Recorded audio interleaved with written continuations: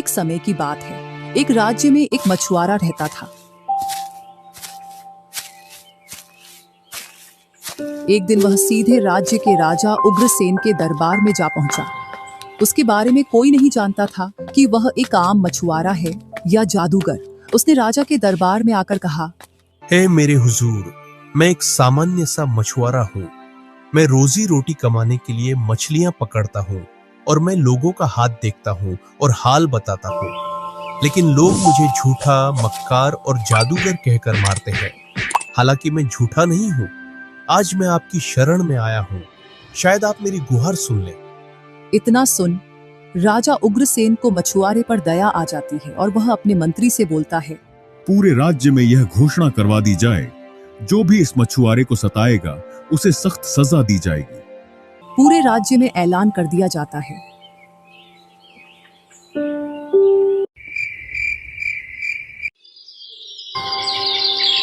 और कुछ दिन बाद मछुआरा फिर से राज्य में आता है। मुझे राजा साहब से मिलना है। सैनिक उसे जाने देते हैं और वह राजा से मिलता है। अब तो तुम्हें कोई परेशानी नहीं है, फिर क्यों आए हो अब? मैं तुम्हारे एहसान के बदले एक तोहफा लाया हूँ। अब तू हमें तोहफा देगा? क्या राजा को भी तोहफे की जरूरत होती है? मछुआरा अपनी टोकरी निकालता है जिसमें एक बड़ी मछली थी। मछुआरा अपनी बात पर अड़ा रहता है और राजा को तोहफा देकर कहता है, यह तोहफा तुम्हें अक्लमंद राजाओं में मशहूर कर देगा, जिससे चारों ओर के राजाओं में तुम्हारा नाम गूंजेगा। इसे अपने हाथों से पकाकर खाना, किसी और को मत देना, वरना इससे जो ज्ञान और बुद्धि मिलेगी वह बंट जाएगी। राजा मछुआरे की बात को मजाक समझता है और मछुआरा जाते जाते कहता है, इस बात को मजाक मत समझना राजा साहब। राजा मछुआरे की बातों पर ध्यान नहीं देता है और अपने सेनापति को बुलाता है और बोलता है, यह लो मछली, इसे अच्छे से पकाना, जिसे सिर्फ मैं ही खाऊंगा। मगर खबरदार, इसमें से कुछ भी खाया तो तेरा सर कलम कर दिया जाएगा। सेनापति आश्चर्यचकित हो जाता है। उसने सोचा, यह मछली पकवाने के लिए शाही बावर्ची जी को क्यों नहीं दी गई? मगर आदेश था तो सेनापति चुपचाप काम करने लग जाता है। जब सेनापति ने मछली को धोया तो उसने देखा यह आम मछलियों से अलग है। जब उसने मछली को पकाया तो उसकी खुशबू पूरे बावर्ची खाने में फैल गई। उसकी खुशबू इतनी अच्छी थी कि सेनापति अपने आप को रोक नहीं पाया और उसने उसमें से एक मछली का टुकड़ा खा लिया।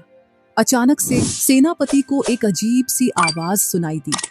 वह अपने चारों ओर देखता है तो उसकी नजर एक कुत्ते पर जाती है जो बोल रहा था, वाह क्या खुशबू है, मौका मिला तो मैं भी एक टुकड़ा इस मछली का छकूंगा। इतना सुन सेनापति घबरा जाता है। अरे कैसे बोल सकता है? अच्छा, ये मछली ही कुछ स्पेशल है, तभी तो जानवरों की आवाज सुनाई दे रही है। जब खाने का वक्त आया तो सेनापति ने राजा को मछली परोसी। राजा ने उस मछली को बड़े चाव से खाया। खाना खाने के बाद राजा ने सेनापति से कहा, अपने घोड़े निकालो, जंगल की सैर करने के लिए चलेंगे। दोनों अपने अपने घोड़े पर सवार होकर जंगल की ओर चल देते हैं। जब वह जंगल पहुंचते हैं तब सेनापति ने सुना कि उसका घोड़ा राजा के घोड़े से कुछ बोल रहा है। काश हम भी आजाद होते तो मस्त जंगल में घूमते, मस्त फल पत्तियां खाते। हाँ, तू बोल तो सही रहा है। अभी मैं तेज भागू तो मेरे ऊपर जो बेटा है वह एक झटके में नीचे गिर जाएगा। अगर ऐसा किया तो यह बाद में मुझे दंड देगा। इतना सुन सेनापति को हंसी आ जाती है। तुम हंस क्यों रहे हो? मुझे तुम पर कुछ संदेह हो रहा है। कुछ नहीं महाराज, जंगल की पुरानी यादें याद आ गई थी, इस वजह से मेरी हंसी छूट गई। लेकिन राजा के मन में शक बैठ जाता है कि सेनापति ने भी घोड़े की बात सुनी है और वह बार बार मछुआरे की बात को याद करता और सोचता, मैंने क्यों दी इसे मछली पकाने के लिए? जब दोनों वापस महल पहुंचे तो राजा ने सेनापति को आदेश दिया, खाने की तैयारी करवाओ और तू मेरे पास खड़ा हो। यह पानी का प्याला थामे रखना, जब तक मैं खाना न खा लूं तब तक। सेनापति खामोशी से राजा का आदेश मानकर खड़ा हो गया। उसी दौरान दो चिड़ियाओं महल की खिड़की पर आ बैठती हैं। जिनमें से एक चिड़िया की चोंच में सुनहरे बाल थे। तो वह दूसरी चिड़िया से बोलती है, देख, ये बाल उस राजकुमारी के हैं जिसके बाल सोने जैसे हैं। जिससे दूसरी चिड़िया उस चिड़िया से बाल छुड़ाने लगी। उस छीना झपटी में वह बाल नीचे जमीन पर गिर जाता है, जिससे उस बाल की आवाज ऐसी आई जैसे कोई सोने का सिक्का जमीन पर गिरा हो। यह देख सेनापति के हाथ से पानी का प्याला छूट जाता है और वे घबराकर एकदम पीछे हट जाता है। राजा ने तेज नजरों से सेनापति को घूरा और बोले, अब न तू मना कर सकता है और न ही तू बच सकता है। तूने जरूर मछली खाई है, वरना इन चिड़ियों की बातें कैसे समझ सकता है। सेनापति घबराते हुए जमीन पर बैठ जाता है और हाथ जोड़कर माफी मांगता है। जी हुजूर, गलती हो गई। मेरा मन उसे समय बहक गया था। राजा इतना सुन अपनी तलवार निकाल लेता है और सेनापति पर जैसे ही वार करने जाता है तो उसकी नजर जमीन पर पड़े उस राजकुमारी के बाल पर जाती है। तो वह रुक जाता है और उस बाल को हाथ में उठाकर रोशनी की ओर करता है। वह बाल सितारों की तरह रोशनी में जगमगा रहा था। अगर तूने इस सुनहरे बाल वाली राजकुमारी को ढूंढ कर ला दिया तो मैं तेरी जान बख्श दूंगा, वरना तेरा सर काटकर महल के दरवाजे पर लटका दूंगा। सेनापति उठता है और कुछ खाने का सामान और सिक्के लेकर अपने घोड़े पर सवार होकर उस राजकुमारी को ढूंढने के लिए चल देता है।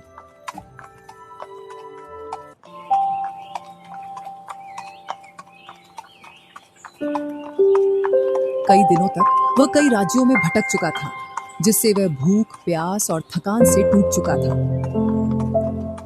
आखिर एक रात उसने मन ही मन पश्चाताप किया और बोला, अगर इस बार छूट गया तो आगे से किसी की चीजों से हाथ भी नहीं लगाऊंगा।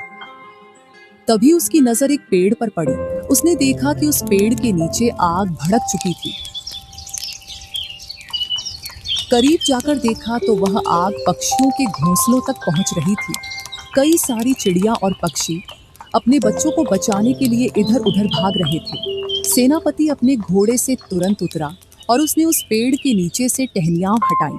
फिर उसने आग पर मिट्टी डाली, जिससे आग बुझ गई। ये देखकर चिड़ियाओं शोर मचाने लगी और कुछ पलों बाद सबसे होशियार चिड़िया सेनापति के पास आई और बोली, यह एहसान आपका कभी भुलाया नहीं जाएगा। वक्त पड़ने पर हम आपके काम जरूर आएंगे। सेनापति इतना सुन अपने घोड़े पर सवार होकर आगे चल देता है। फिर वह चलता चलता घने जंगल में पहुंच जाता है। उस घने जंगल में 4 लोग मिलते हैं और उससे बोलते हैं, अरे भाई, कहाँ जा रहे हो इतने घने जंगल में? मैं उस राज्य को ढूंढ रहा हूँ जिसकी राजकुमारी के बाल सोने जैसे हैं। क्या तुमने कभी ऐसी राजकुमारी के बारे में सुना है? वह चारों एक दूसरे को देखे और मुस्कुराए और बोले, हमारे साथ चलो, हम तुम्हें उस राज्य तक पहुंचा देंगे। सेनापति खुशी खुशी उनके साथ चल देता है। मगर जैसे ही वे घने जंगल में पहुंचते हैं, वह चारों लोग सेनापति पर अचानक हमला कर देते हैं और सेनापति का घोड़ा और उसके पास जितना धन था सब उससे छीन ले जाते हैं। सेनापति बुरी तरह जख्मी हो गया। उसने मौत को अपनी आंखों के सामने देखा और वहीं जमीन पर लेट गया और रोने लगा। हे ईश्वर, पहाड़ों, जंगलों, नदियों और सागरों सब में ढूंढ डाला, मगर राजकुमारी का पता नहीं चला। अब कहाँ जाऊं? सेनापति सोच ही रहा था कि अचानक से जंगल में से आवाज आई। तो उसने देखा कि 2 शेर लड़ते हुए उसकी तरफ आ रहे हैं। उनमें से एक शेर घायल होकर वहीं जमीन पर गिर जाता है और एक वहां से भाग जाता है। तो सेनापति दौड़कर उसके पास जाता है। अगर तू अपनी और मेरी जान बचाना चाहता है तो यहाँ से कुछ ही दूरी पर एक पेड़ है। उसमें एक चमकती हुई पत्तियों की बेल लपटी हुई है। अगर तू उसके पत्ते तोड़ लाया तो दोनों की जान बच जाएगी। सेनापति लड़खड़ाता हुआ जंगल में उस पेड़ को ढूंढने के लिए निकल पड़ता है और वह धीरे धीरे उस पेड़ के पास पहुंच जाता है। वह उसमें से कुछ पत्तियां तोड़ लेता है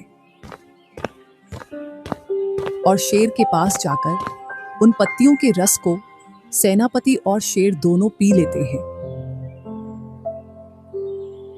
जिससे उनके घाव तुरंत ही भर जाते हैं और वे दोनों स्वस्थ हो जाते हैं। हे मनुष्य, तेरा दिल साफ है, इसलिए ईश्वर ने तुझे मेरे पास भेजा। अब बता, तू इतने घने जंगल में अकेला क्या ढूंढ रहा है? सेनापति अपनी पूरी कहानी शेर को सुनाता है। वह राजकुमारी उस सामने वाली पहाड़ी पर रहती है, लेकिन सावधान रहना, उस पहाड़ी पर बहुत ही खतरनाक और जहरीले जानवर रहते हैं। सेनापति ईश्वर का धन्यवाद करता है और बोलता है, चाहे जान चली जाए, मैं राजकुमारी तक जरूर पहुंचूंगा। अगर तू वाकई राजकुमारी से मिलना चाहता है तो सुन, मैं तेरे साथ चलता हूँ तुझे रास्ता बताते हुए, लेकिन एक बात का विशेष ध्यान रखना, यह रास्ता इतना आसान नहीं है। सेनापति शेर को धन्यवाद देता है और कुछ पत्तियां अपने पास रख लेता है जिनसे उसका जख्म भरा था, और दोनों उस पहाड़ी की ओर चल देते हैं। और शेर उसे जंगल के खतरों से बचाता हुआ पहाड़ी के पास पहुंचा देता है। सेनापति पहाड़ी को देखता है तो पहाड़ी की सबसे ऊंची चोटी पर महल बना था, सूर्य की तरह चमकता हुआ महल। मानो ऐसा लग रहा था जैसे कि सूर्य ही जमीन पर उतर आया हो। सेनापति राज्य महल की ओर चल देता है और राजा के राज दरबार में जा पहुंचता है और राजा से बोलता है, महाराज को मेरा प्रणाम।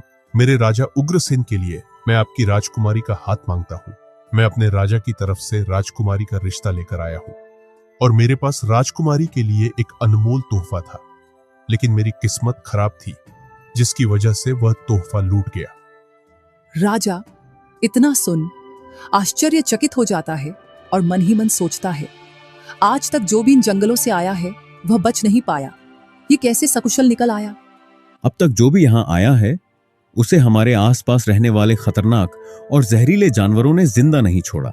तुम कैसे यहाँ जिंदा आ गए, ये मेरे लिए हैरानी की बात है। अगर तू सच्चा है और वाकई में तू मेरी बेटी का रिश्ता चाहता है तो तुझे एक परीक्षा पास करनी होगी। जा, 3 दिन के अंदर तुझे जंगल से एक कीमती पत्थर का हार बनाकर लाना होगा, वरना तेरा सर तेरे धड़ से अलग कर दिया जाएगा। सेनापति के पैर लड़खड़ा गए। उसने सोचा, ये कैसे मुमकिन हो पाएगा, इस जंगल में बहुत खतरनाक जानवर हैं, मैं तो इस जंगल में एक पत्थर भी नहीं ढूंढ पाऊंगा, हार कहां से लाऊंगा। मगर सेनापति मजबूर था, वह जंगल की ओर चल देता है।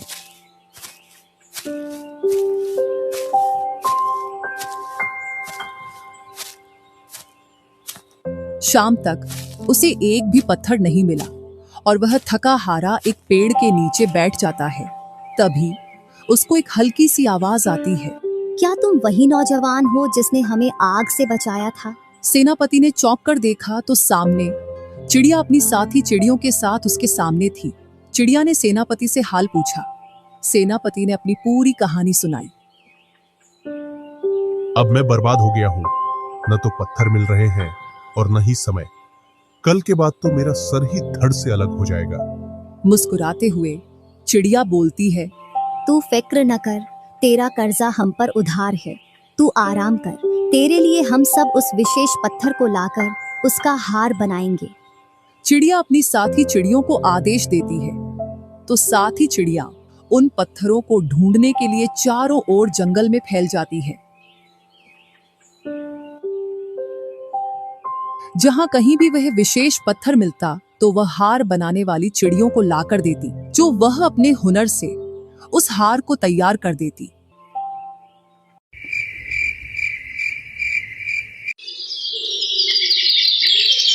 जब वह दूसरी सुबह चिड़ियों के पास आया तो उसे विशेष पत्थर का एक बेहद खूबसूरत हार वहां रखा मिला, जिससे सेनापति आश्चर्यचकित हो जाता है और खुशी के आंसू उसकी आंखों में आ जाते हैं और सेनापति चिड़िया का शुक्रिया अदा करता है।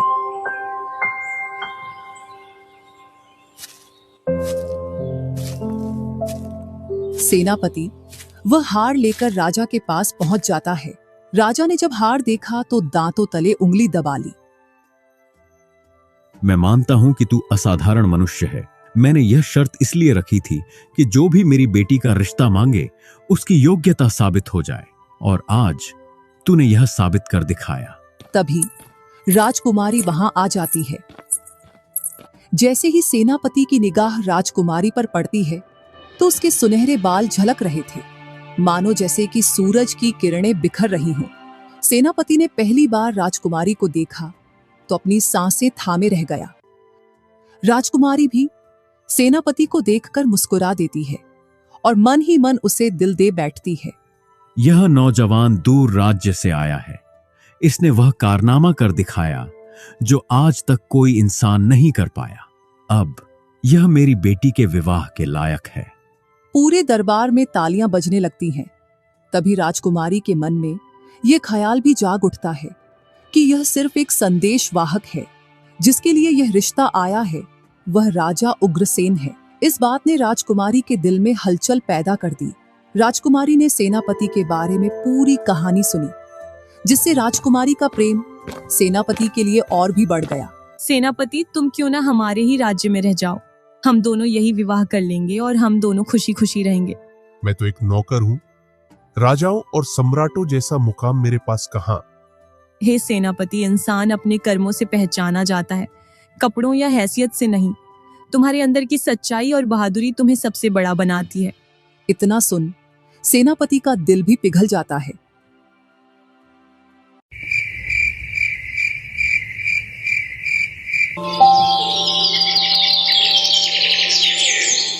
कुछ समय बाद सेनापति राजकुमारी और कुछ सैनिक राजा उग्रसेन के राज्य में जा पहुंचे। तभी राजकुमारी सेनापति से धीमी आवाज में बोलती है, जान लो, मेरा दिल सिर्फ तुम्हारा है। अगर तकदीर मेरा रिश्ता किसी और से बांध दे तो फिर भी मेरा दिल तुम्हारा ही रहेगा। जैसे ही राजा ने राजकुमारी को देखा तो उसकी खूबसूरती से दंग रह गया, मगर राजकुमारी ने अपने दिल पर बोझ महसूस किया, जिससे राजकुमारी कमरे में जाकर अकेले रोने लगी। तुम बाग में जाओ और मेरे लिए कुछ मीठे फल लेकर आओ। जैसे ही सेनापति वहां से निकल जाता है तो राजा अपने सैनिक को इशारा करता और बोलता है, जाओ इसको बाग में ही मार देना। जैसे ही सेनापति बाग में पहुंचता है तो अचानक से सैनिक उस पर आक्रमण कर देते हैं, जिससे सेनापति वहीं जमीन पर गिर जाता है। जैसे ही राजकुमारी ने यह देखा तो वह दौड़कर सेनापति के पास पहुंच जाती है और राजकुमारी के पास रखी बेल की पत्तियों का रस जैसे ही सेनापति के होठों पर डाला तो सेनापति एकदम स्वस्थ हो गया। आओ हम यहाँ से भाग निकलते हैं, इस जालिम उग्रसेन के राज्य से, इससे पहले कि वो हमें पकड़ ले। जैसे ही वे दोनों दरवाजे तक पहुंचे तो राजा के सैनिकों ने उन दोनों को पकड़ लिया और राजा वहां आ जाता है और गुस्से में बोलता है, यह कैसे मुमकिन हो सकता है कि तुम जिंदा हो? जरूर यह लड़की जादूगरनी है। मुझे वह जड़ी बूटी तुरंत दो जिससे मैं भी अमर हो जाऊं। मैंने सारी पत्तियों का रस सेनापति को पिला दिया, अब कुछ भी बाकी नहीं है और उन पत्तियों में रस भी नहीं है। झूठ बोलती हो। मुझे जख्मी करो और वही औषधि मुझे पिला दो। सैनिकों ने राजकुमारी से वह पत्तियां छुड़ा ली और राजा पर तलवार से वार कर दिया। जब उन पत्तियों को निचोड़ा गया तो उनमें कुछ भी नहीं निकला, जिससे राजा की वहीं मृत्यु हो जाती है। और राजा का कोई वारिस भी नहीं था, तो अब राज्य का राजा किसे बनाया जाए? सभी की सलाह से सेनापति को राजा बनाया गया, क्योंकि सेनापति जैसा और कोई बल बुद्धि में नहीं था।